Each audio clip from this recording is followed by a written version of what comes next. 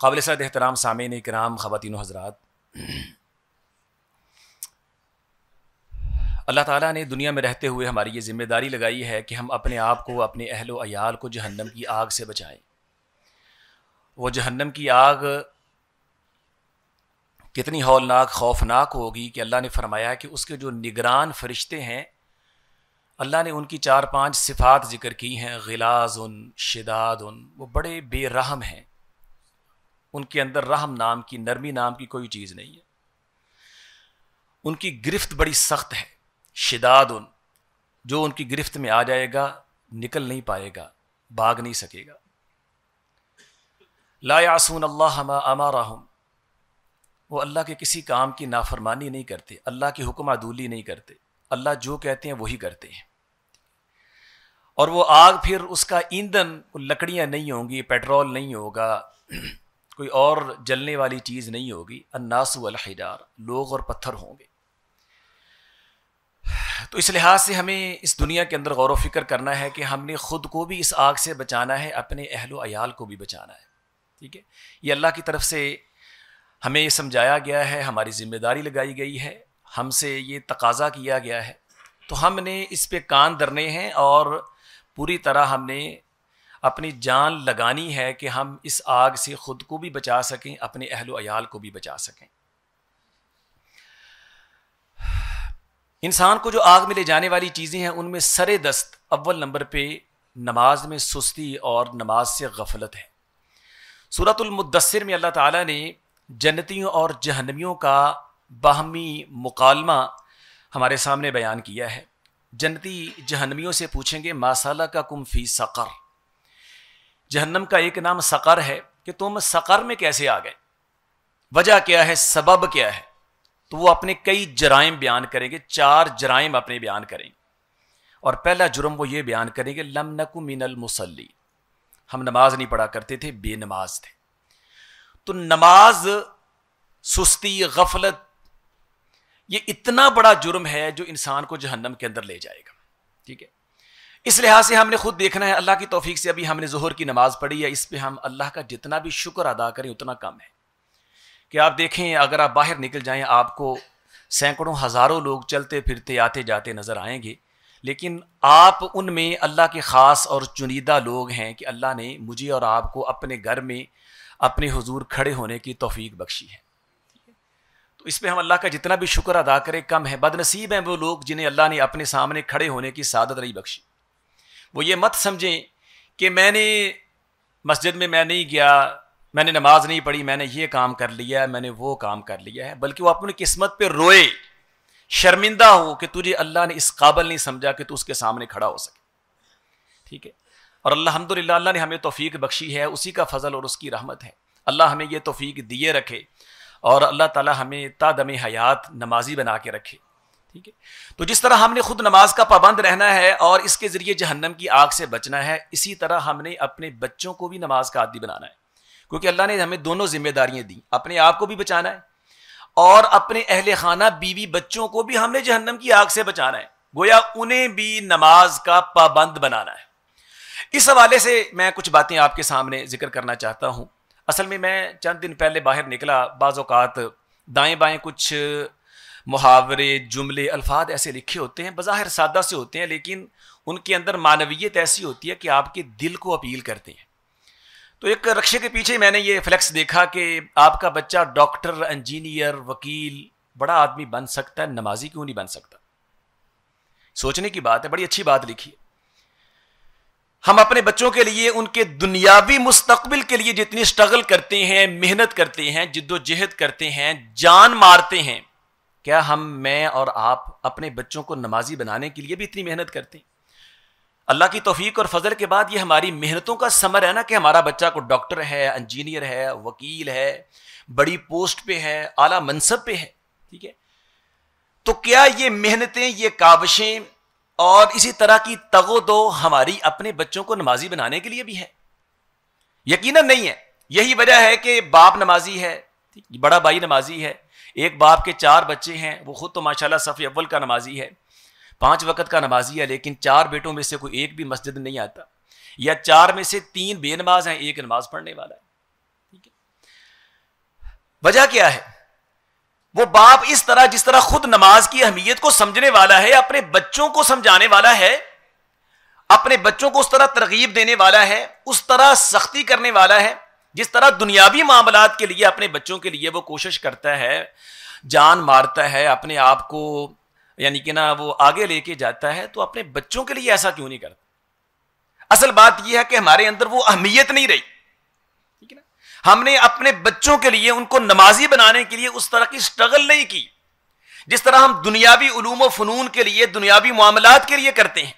ہم بچوں کو موٹیویٹ کرتے ہیں، ہم انہیں لالچ دیتے ہیں، ہم ان کے ساتھ بیٹھتے ہیں، ان کے ساتھ تبادلہ خیال کرتے ہیں، ان کے لیے اچھے ٹیوٹر ہائر کرتے ہیں، اور بڑی کچھ جو ایک یعنی کہ نا ہمارے سے بن پڑتا ہے، ہماری استطاعت کے مطابق ہم ہر ممکن وہ کوشش کرتے ہیں۔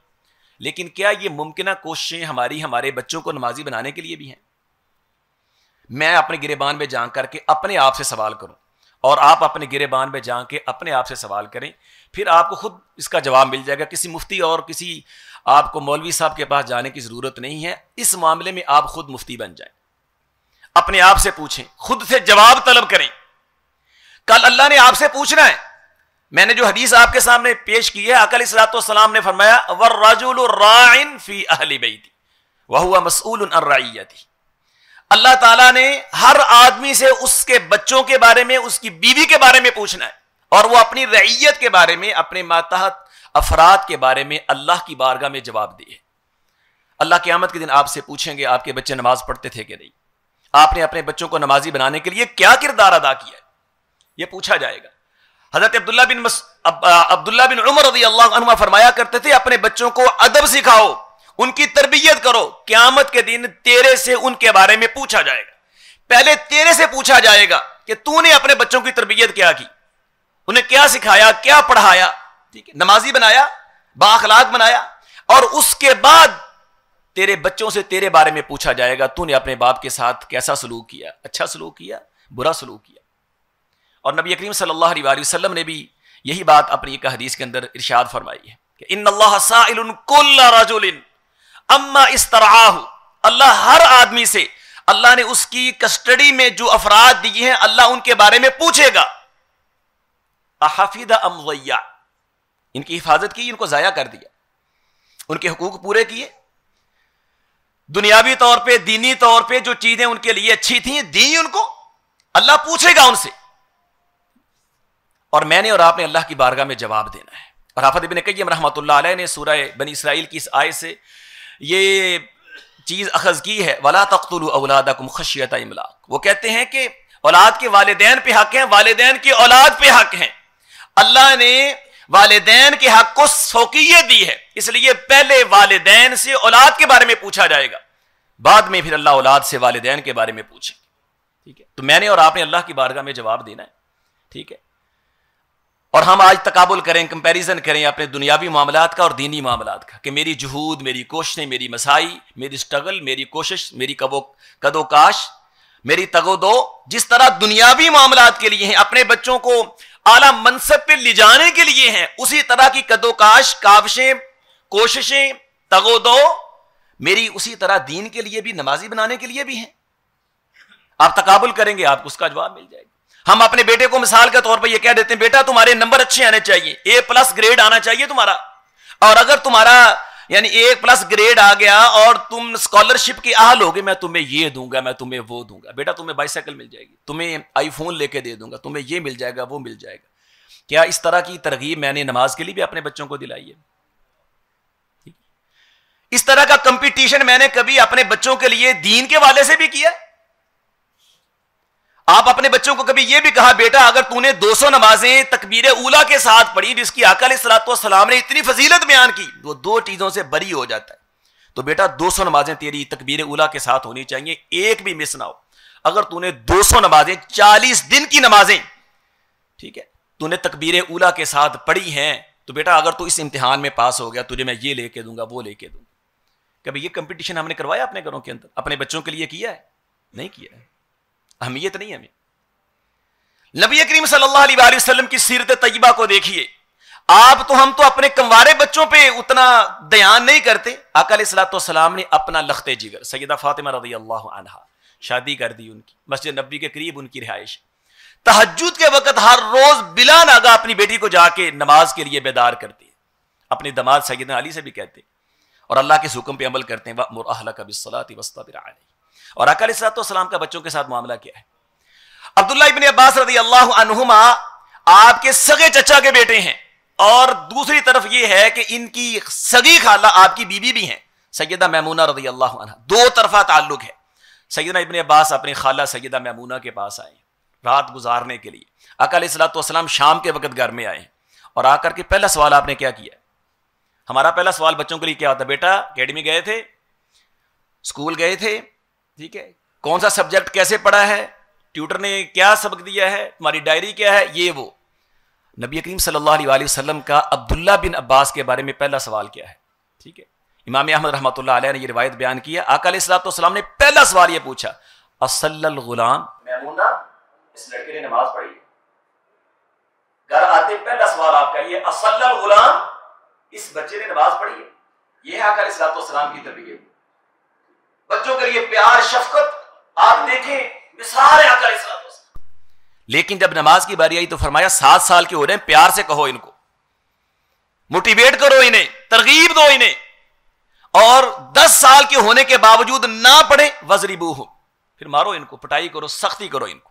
نماز کا یہ مقام اور نماز کی یہ اللہ تعالیٰ نے فضیلت رکھی ہے، ٹھیک ہے، خود عملی نمونہ بھی پیش کیا ہے، ترغیب بھی دی ہے، ٹھیک ہے نا۔ اس لیے صحابہ کرام رضی اللہ عنہم نے آقا علیہ السلام سے تربیت فرمائی تھی، وہ نماز کا بہت زیادہ خیال رکھا کرتے تھے۔ عبداللہ ابن عباس رضی اللہ عنہ فرمایا کرتے تھے، ایقظوا الصبی ولو صلی بسجدہ، بھائی چھوٹا بچہ اس کو نماز کے لیے بیدار کرو، یار وہ ایک سجدہ بھی کرے، ایک رکعت بھی پڑھے تو کافی ہے، اس کو نماز کی عادت تو پڑے گی، ٹھیک ہے۔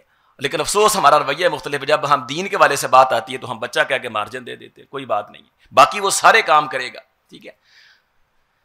اسکول کے اندر جا کر کے مشکل حساب یعنی کہ نا وہ پڑھ بھی لیتا ہے، سمجھ بھی لیتا ہے، جب دعائیں یاد کرنے کی، نماز یاد کرنے کی باری آتی، چھوٹا بچہ یار ابھی مشکل ہے، نہیں آئے گا اس کو، کیوں نہیں آئے گا؟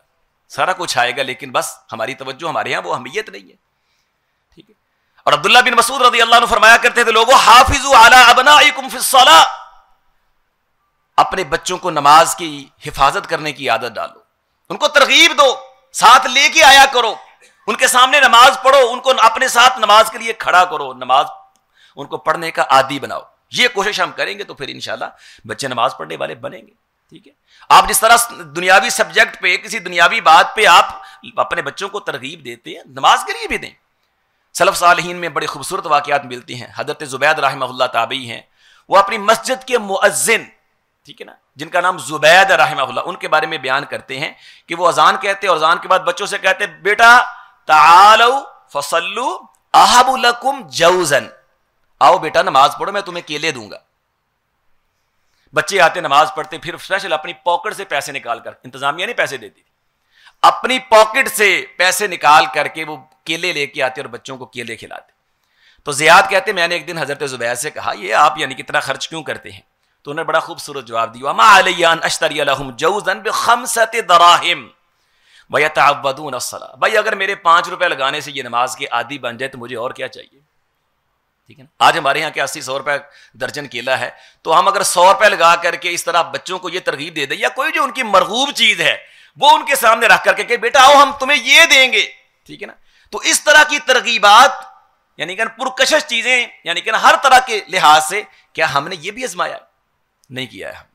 تو محترم بھائیو، اگلا مرحلہ بڑا مشکل ہے، ٹھیک ہے۔ تو یہ قرآن کی آیت، سورہ تحریم کی آیت اپنے سامنے رکھ کر کے اپنا محاسبہ کرتے رہیں، یا ایھا الذین آمنوا قوا انفسکم واہلیکم نارا، ٹھیک ہے۔ اللہ مجھے اور آپ کو سمجھنے اور عمل کی توفیق دے، وما علی الا البلاغ۔